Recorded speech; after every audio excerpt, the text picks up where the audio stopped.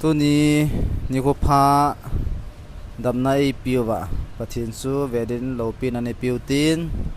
nilhum ke ki man cha na wa pathin ai ve ngovin ta sa ani ne nau han lang I don nau han lang ina to nau yong le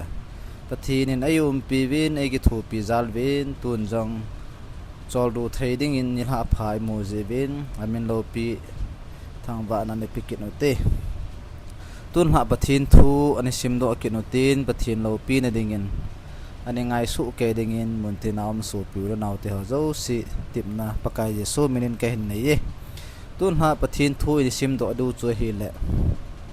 exodus bung somlali chang somla thumna chu thumna pa chun somlali na chan ani simutin hi chi hi musi in pathina ta sanja Israel nammi te galmia ko na pathinin aven betna thusi me hi hi ya chu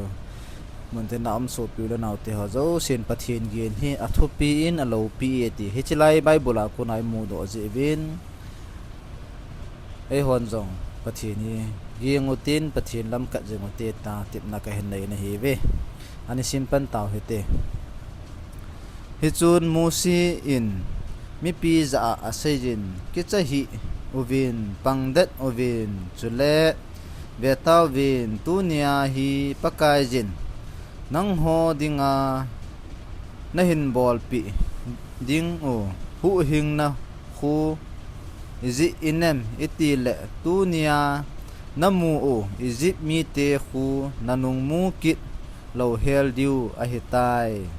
nang ho ding det po po un pakai jin nang ho dinga gal asat ding ahinai ati pathin lopin ani piutin Egypt mi te akona Israel te Egypt mi ten tha gam dinga ahin dal na wa chu pakai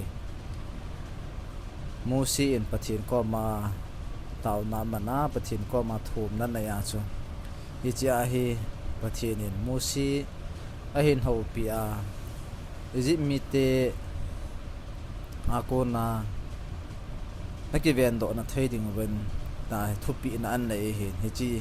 nai bible a musi na se na hin but